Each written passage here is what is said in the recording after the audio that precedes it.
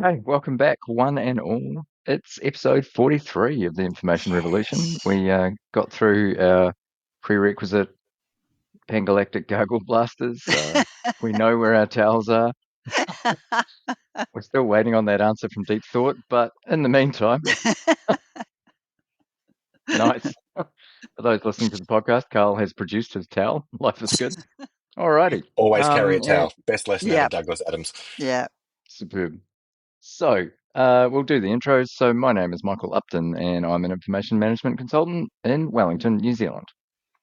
And my name is Judi Vernau. I'm an information architect, also in Wellington, New Zealand. And my name is Karl Melrose. I'm a records management or information management consultant based in Adelaide. And, sometimes it's records, sometimes it's information. I think I've introduced myself as both. So, why try and be consistent at this point? Perfect. And I think today, I think again we're down one of my rabbit holes. And today, Happily. what you say that now. For me, what I wanted to look at was this sort of intersection between records management and libraries, which is, it's sort of really diving into some of that records information libraries sort of, a bit of a sort of nexus there. And it's just because, the underlying premise of records management is that we are managing evidence of business practice of some kind, and we implement practices to make sure that we retain that, in line with legislative requirements, so that we do, for the limits of our liability and our responsibility to specific publics or specific regulations, whatever they are, that we have the ability to, not just say, yeah, we're doing this, we're doing your legislation, Mr. Regulator, in a general way, but, here are the records that proved we took your legislation, implemented business practice to make sure that we did the things it requires of us. And if you would like to see proof that we have been doing those things programmatically for a long time, well, knock yourselves out. You can ask us for anything and we will be able to produce it because we're doing it competently and we know where it is. Allegedly, this is the theory, and there's a huge focus on retention management in the marketplace at the moment because of privacy. We're really actually starting to drill into retention management inside all kinds of organizations that never really thought about it so much. And what I'm really seeing is this real intersection between what we want to do in records management, which is make sure that we have the information we need for as long as we need it and no longer, and ongoing information needs, which, may extend beyond an individual transaction. And, this was a text message between, you and I, Michael, during the week, and just about an idea. But, what drove it for me is that I've bumped into a series of things in the last couple of months where, there's something that someone did 15 years ago, so they did it 15 years ago. Retention period, it was 7 years. So, sort of 2016, that stuff should have gone out. The organization's coming along now and saying, well, you got to manage your records, and that record should have gone in 2016. So you got to destroy it now. But there's a certain subset of the stuff that was part of that business transaction that they created and has been seen informational use across many, many, many other things that business unit deals with over a really long period of time. And so what we're seeing there is we're seeing conflict between the requirement that that records programs are trying to impose on people to say, you must manage life cycles and we take this seriously. So, at some point we're going to start calling this policy violations and we take this seriously. And the ability for people to use and reuse information over periods of time. And what it really had me thinking about was, that's the intersection between libraries and records for me. That's where these things start to become informational. What they're talking about is they're talking about some reference information that they created at a point in the past. And it's really good that they keep using that because they don't go back and say, well, that thing that we spent 3 months doing, every time we want to do a project that touches that thing, we now need to spend 3 months reinventing that wheel. They're saying, we're just going to refer back to that document again. But how much better would it be if that document wasn't this thing that, you had to know exactly where in the hierarchy to navigate to 15 layers down and in what project folder based on what naming convention someone had established, while they were, at midnight after 3 pizzas and 14 bottles of Coke, because that's the project pizza Coke cycle that keeps most, organizations going. You have to know that stuff's there. And for me, the best case scenario for that kind of thing would be that we identify that record contains procedural information which is of ongoing use, and instead of starting to say, well, we just keep retaining that record forever, we dump all the stuff that is of no ongoing informational use, and we put it into a library where it can be catalogued properly and tagged so that it's accessible to the rest of the organization, who are probably reinventing that wheel as we speak. And I guess this sort of thing's been on my mind. I've been following, and I just forget her name exactly, but I think it's Alison. Um, she's the librarian for Atlassian. She's posted a whole bunch of good stuff recently, and so I've just been thinking about some of the stuff that she posted as well, because that reusability of that sort of crossover between these records here, we want to refer back to them because we want to know what we did with these things at points in time, and that's of ongoing use to us. Like, this to me is starting to bring out the reference library again as something that has real value, and that I don't know. I'm just going to stop talking there because now I'm just kind of rambling on. But I'd love to know what you guys think of that, and whether you're seeing the same sort of thing. Yeah, this is actually something that Michael and I touched on when we were speaking earlier. I would call that a knowledge base Yeah, myself. yeah, absolutely. Knowledge base. Because when you were saying libraries v records, when I think of a library, I immediately think of something that collects published items, formally published items. Mm, But what we're talking about is capturing that knowledge within the organization and presenting it out so that people can use it over a long period, and Yeah, presenting it in such a way that it's easily accessible. And in my experience, some organizations try and or do that via what they might call their intranet, where they publish out things. I've seen others do it as a more formal knowledge base. So it is an mm. entity in itself, which is very carefully curated, has all the metadata around it, or, well, reasonable amount of for metadata. a given definition of all Uh, the metadata. yeah, yeah.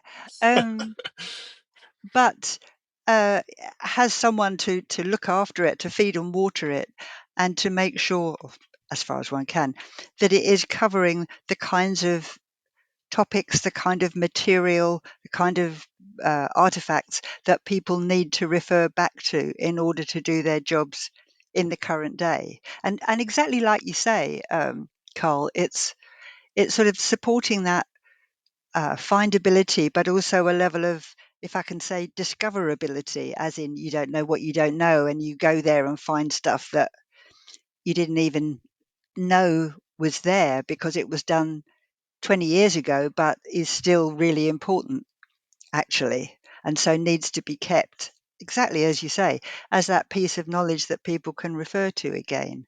And I have seen it done. I can think of one very memorable instance where they set up a kind of Wikipedia type um, repository in house, and it was absolutely lovely with all the links between the different articles, and people could add to it, but it was very carefully curated at the same time. And I Yeah, think it's a great idea.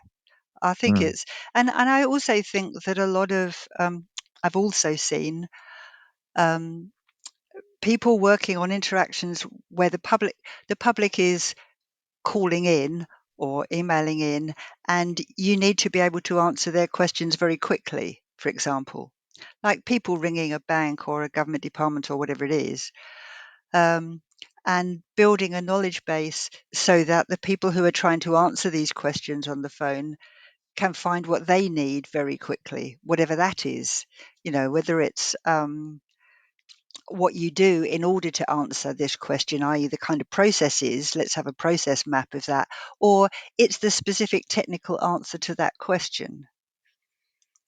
Mm. And I And think these things work really, really well, but they do have to be curated carefully in yeah, and I order to think that's be why valuable.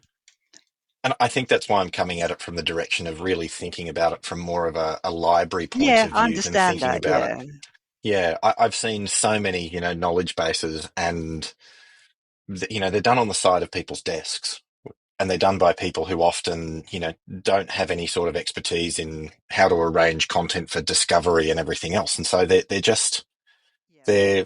they turn into a huge mess really quickly Yeah. because people don't understand when to prune and how to organize and those kinds of things. And I don't know. I think it's Alison Jones at Atlassian. I think I've just seen a couple of her posts, and so I think that sort of thing was just top of mind, and I think that's why it's brought it up. Because I hit a knowledge management unit, through I was doing a sort of some graduate studies a little while ago. And I love knowledge management. I love the whole underlying concept of it. But again, I think I've seen knowledge bases, go feral, go rogue Uh, yeah. so often that I guess what I'm thinking about is the value of a more formal approach that is managed by Absolutely. someone whose job it is to make sure the organization gets value out of this thing. Oh, Definitely. for And sure. Yeah. you quite often see organizations where each department is supposed to put something up on the intranet, let's call it the intranet, um, about what they do, and maybe some important documents.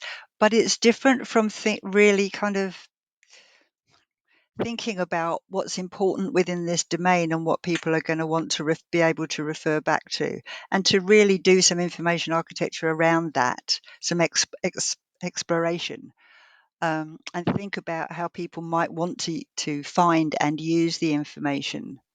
But it's really cool. When you see one that's working, it's seriously cool.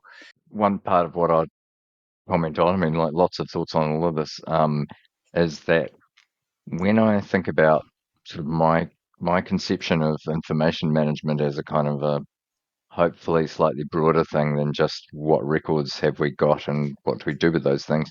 I guess this is the kind of thing that I definitely think about is Mm, this idea that sort of information supply is a part of a life cycle. Like, what's the information that needs to get to people and to which people and for what reason? Um, and yeah, I think one thing I'd say, as opposed to knowledge bases going feral, the other side of it I've seen is that people only think of a knowledge base as being sort of that thing you described, Judy, where it's to answer the questions of the sort of client or right. customer or something like that. Yeah.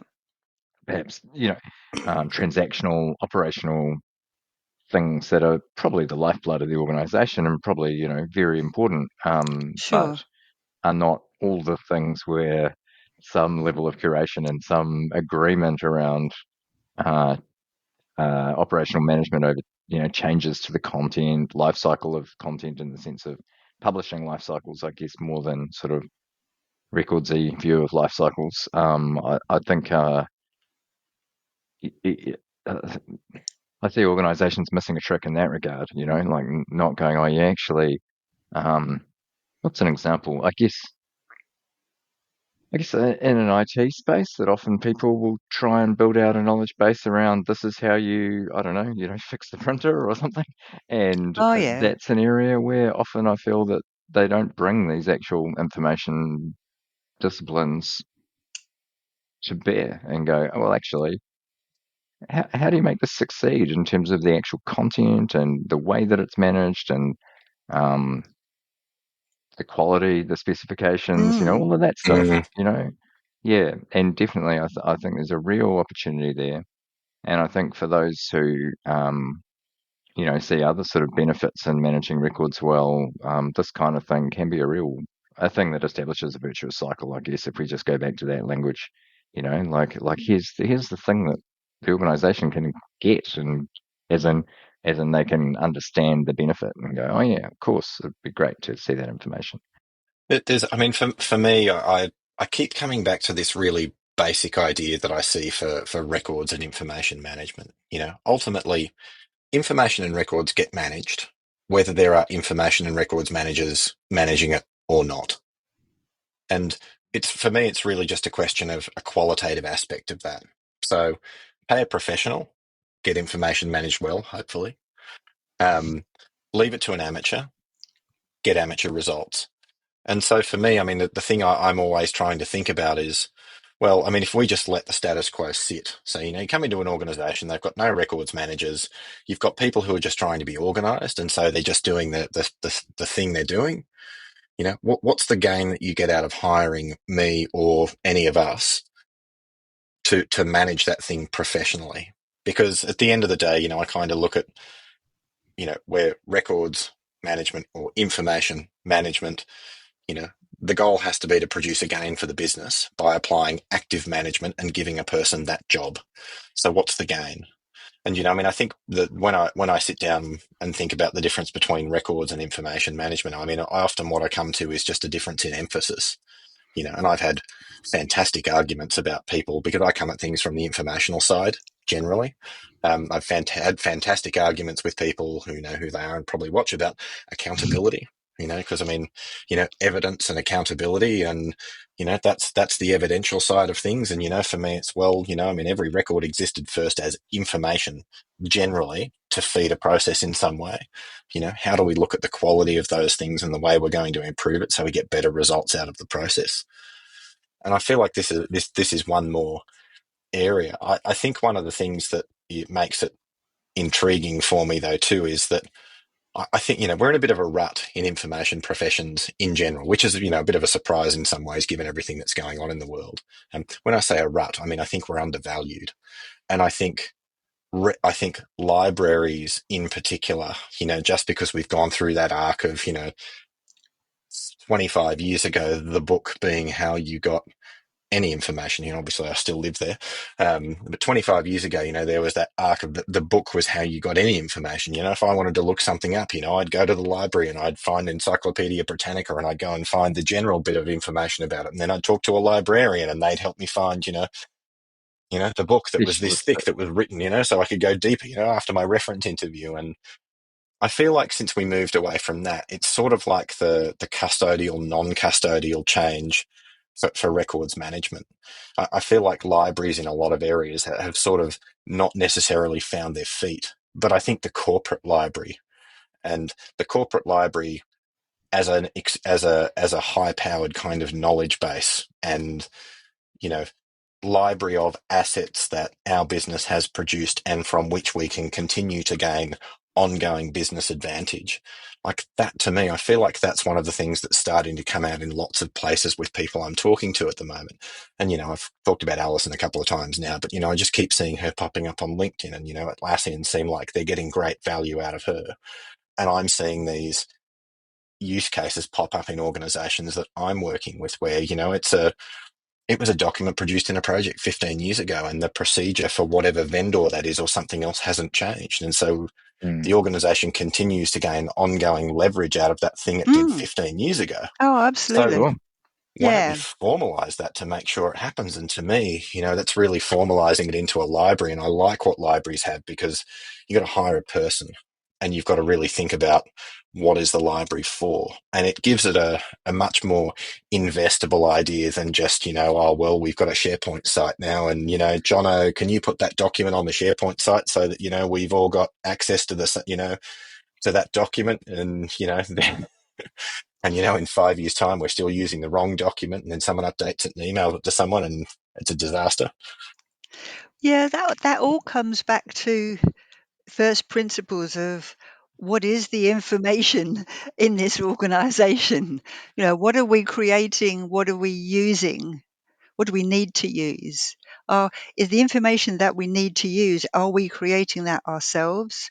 Or is that something that, or is there also information that we need from outside? And where does that come from?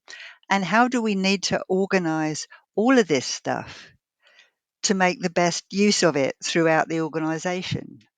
And put sort of really crudely when you were just talking then, I was thinking the records, I might have said this before, the records are kind of who made that decision and why. It's a lot of who and why and when. But the Yes. library aspect of it, that we're trying to find out information about things, is much more the what and the how. So what is Mm. this? How do we do it? It's that kind of division It's more of it's more question, subject I think. it's more subject, and it's more subject oriented when you get, I mean, Yeah, I guess we're coming back to yeah, classification and but it's yeah, more subject oriented instead of transactionally oriented or topic oriented, if you want to differentiate between. I think also that words like how and what often lean more towards what we talk about when we're talking about knowledge as well. yeah, yeah, yeah. I think they are typically, I mean, I often think about what we're trying to achieve or what's the problem we're trying to sort out in my day job by trying to formulate the question that we're trying to answer. And so, how do I get the right information to complete this process easily might be, a reasonable question that someone is trying to answer. Mm. Um, I think one thing that I've been thinking about probably for a few years now that is certainly coming to the fore more and more with the ubiquity of Dearest SharePoint and Microsoft 365 is that um, like SharePoint came out of intranet, right? It started as a thing that you do intranet related things in. It did public websites for a minute, which was a bit scary. It did, uh, a raft of things that we might describe as knowledge, and some people even try and use it for sort of formal knowledge Mm. bases, although that's not Microsoft's recommendation. Um, and obviously document and records management related stuff sort of folds in there nowadays, and is been bolstered over time, basically, as I understand, from pressure from law firms, is kind of where that came through. But when you can do this whole gamut of things, there's kind of obvious risk there that things are going to get very messy and that it's not really going to, deliver on the possible sort of benefits there, I suppose, in terms of how you could be using this. But I also think there's an opportunity to I feel like I'm about to go on a giant rant here, but anyway, I'll climb on that Do it, soapbox. I'm do it. Go going. for it. Go for I'm it. going.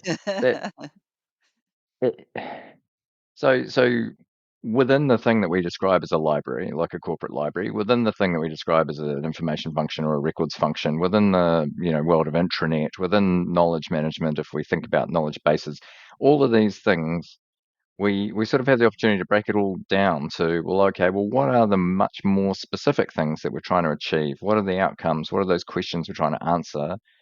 And how could we best bring that together in a way that doesn't reflect the teams who build those solutions and deliver them, doesn't Ooh, Conway's law. reflect, Conway's law.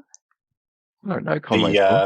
The problem that anything an organization builds will come to reflect the communication structure of the organization, not Oh, necessarily the problem they're trying to solve. So okay. Oh, I yeah. think originally it was specified as, if you've got an organization that's got three teams building a compiler, they'll build a three pass compiler. Um, Yeah, absolutely that. And so, and I mean, I learned a very succinct version from developers like techies who were talking about websites. They would say, "Don't ship the org chart," as in, don't don't deploy a product that just reflects your organization chart. And so I think I guess what I'm calling out is that I wonder hypothetically, let's go for some hypothetical questions here. What if we didn't talk about an intranet anymore? What if we didn't talk about an EDRMS anymore? What if we didn't talk about knowledge bases anymore? And we said, we have a set of tools and we can deliver solutions. Like, what are the solutions? And well, what are the problems? Like, What are the um, problems? That's the, yeah. oh, yeah. And yeah. then I and then mean, what are we going to do? Because I feel like a bunch of people, we probably have a quite an ingrained sense of what any of these things are. Like, what is an intranet? We could probably figure that out and answer it, and probably do a bit of yes no about the kinds of things that show up there. But I do think there's a bunch of sort of assumptions about how things ought to be structured and what the scope of one thing or another is. And actually, we could break that down quite solidly and go all the way back to good old human-centered design and say, what if we put the person in the center absolutely. and say, The design of well, everyday things, Yeah, right? Don Norman, the original and best as far exactly. as I can. So Norman's the, door. Yeah, yeah. Like, so what do we, what does this person need? Yeah. And then I how do mean, we serve that up to them? And what do they need to know in order to get the information that they need? All of that stuff. Yeah, yeah, That's definitely. way, I do get quite excited about that. I do think that, if people could jump on that, I do think that there is a genuine opportunity. I feel like opportunity is an absolutely overused word, oh no, but but I think it I love really the is. way you've phrased it. I mean, for me, this is I think my sort of ongoing question for records management generally. And the way I've phrased it is, every time I look at a disposal process somewhere, it's let's not spend $10 on a 10-cent problem or $20 on a 10-cent problem or whatever it is, because I keep looking at the amount of effort and energy that we invest in thinking about getting to the point where we can, set fire to something. And then I look at the cost of keeping that thing on a shared drive for another, you know, decade, 100 years, 100 years. and I mean, I have looked at lots of rot projects, and I have never ever found a rot project that on the cost of storage that ever got anywhere close to paying for itself. Like one thing that I think I use all the time that sticks out in my head, Mm. organization, $150,000 to really sift through their content, do a really good sort of rot cleanup exercise, and they were like, well, I mean, we've got 45 terabytes of storage, and we went to Dell, or whoever it was. I don't remember who it was at the moment. And they were like, well, I mean, we can give you another 50 for 20 grand, whatever the I don't actually remember exactly what the numbers were at the moment, but it was just, you're not solving a problem that we've got. And Yeah. I just wonder how often the problems that I see in organizations are this problem that people can't find the stuff they need efficiently when they need it. And then I look at how we approach lots of these problems. I mean, I've obviously been critical of functional classification in the past, but yeah, as a general, I apologize, Once or but twice. as a general principle, I mean, I have never found a normal person who goes to a functional classification and looks at it and understands it and finds that it supports their work. What I've found many, many times is people who go to a legal team and say, you now need to organize your work according to my functional classification. And what does the legal team do? They go, That's we've got a super mature way of organizing and managing our work. We're not going to change for you. So we're actually trying to create problems for people instead of supporting them in better. People will always pay for better. They won't pay for something that I hurts them. think And I'm ranting now. I think to go back to your point about storage and so forth and cost, I mm, mean, as you say, like not being able to find the information that you need is a real problem, it's a genuine business problem. mm. And there is a part of that which is about clutter, that is about there being Absolutely. too Definitely. much rubbish. Yeah. And so we Yeah. could be tackling, the questions from that perspective. And so it's not about sort of storage and things. And it's not about trying to weigh up the costs in that sense. It's about what is the cost to actually operate efficiently and what is the cost to deliver to a certain value when we have to sift through all this garbage every day. And Yeah. how often do you hear people, and when I run my course and I'm saying to them, so what are your everyday problems? Let's write them up on the board. And every single time it's, we can't find the right version. There are so many versions. We don't know which is the right one. Yep. So that Or I kind or of I did thing 3 weeks of work to produce something and then found out that somebody else in another team had done exactly the had same done it. thing. Yeah, yeah. Yeah, yeah. Or I engineered a solution to this and then found out that somebody else had already done it, and it was just in a document that, was in a different part of the thing that we're using. And so, like all the time. All the time. I think in terms of trying to build this library or that kind of concept out, I do think that the bit that I started spinning out about, where we might have some future way of getting to the information that you need, regardless of kind of which team is managing it and curating it and so on. I do think all of these things come together where it's,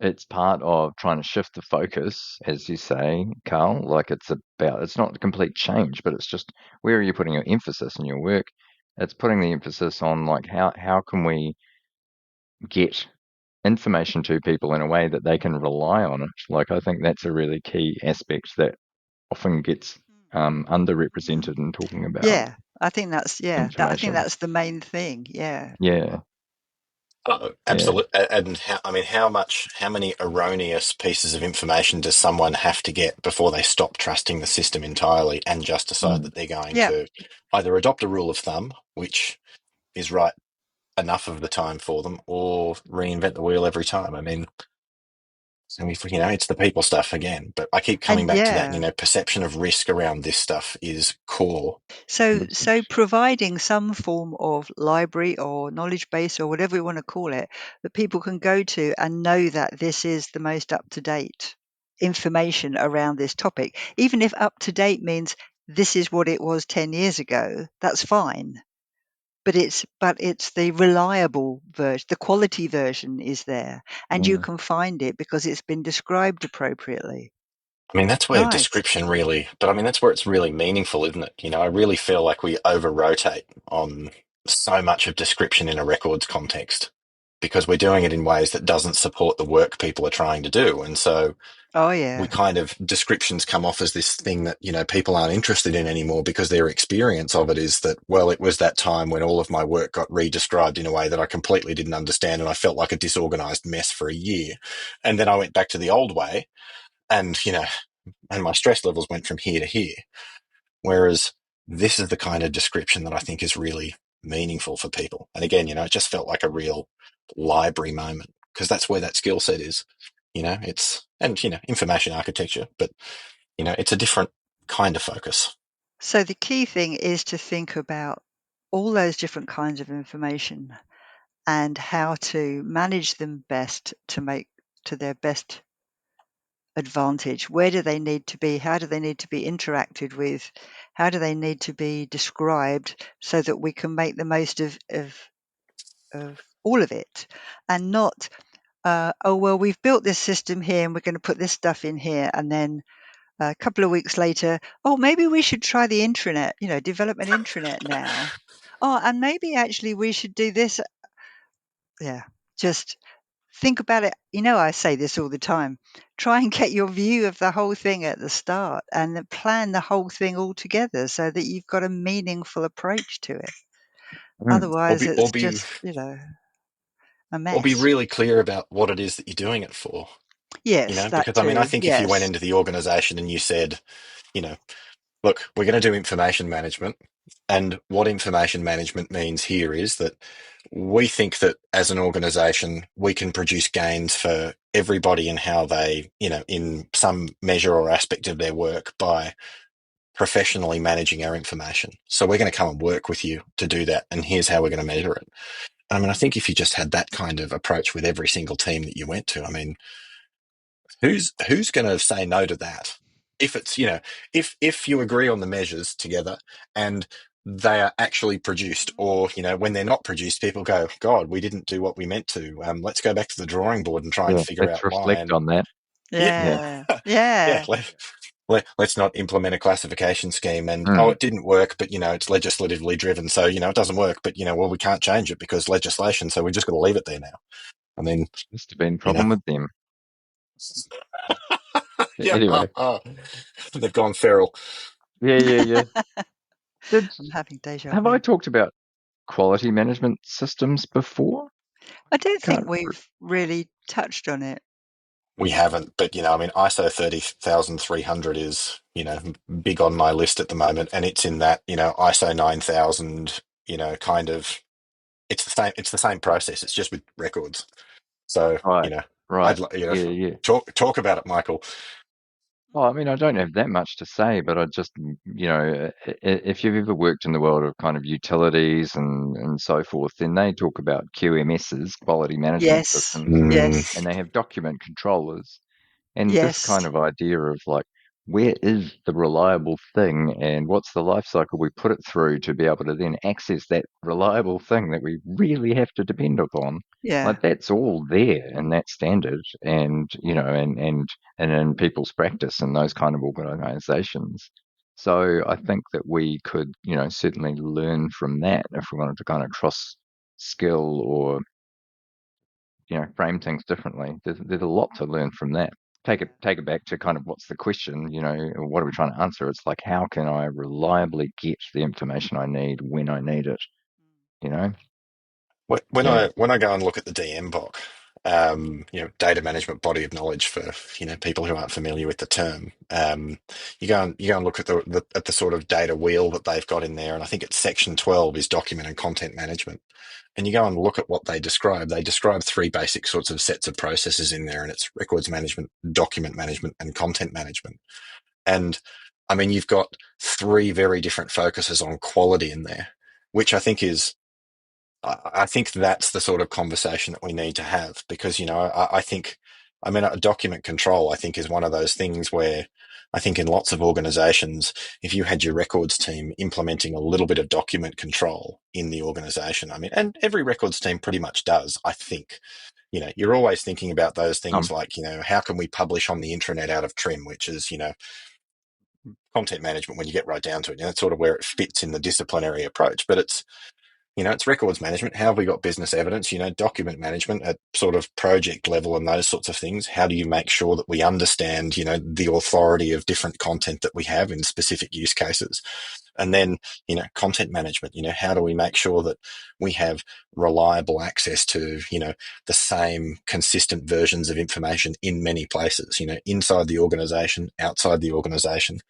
I think they've got three very different focuses on quality, but I feel like maybe it's that nuance, sort of cross discipline thing that I don't know. Maybe that's I feel like lots of disciplines have been lumped together for a long time, and maybe that was also part of the reason why libraries appealed to me over the last couple of days because you go to lots of organizations and you go to the records team and they're called records management. And then you go to the next organization and the records team are called information governance. And the next organization, they're called knowledge management and information management. And you run the gamut between records management that's trying to get away from some kind of poor association with records management in the past to, I don't know, but so many times I go to different organizations and I see the same practices done the same way under different labels. And I'm just, maybe that's what part of today was. Maybe it was just sort of exploring that nuance and saying, how do we bring back some differentiation so that people start to realize there's different types of information needs and there are different groups of people who are specialized in serving them.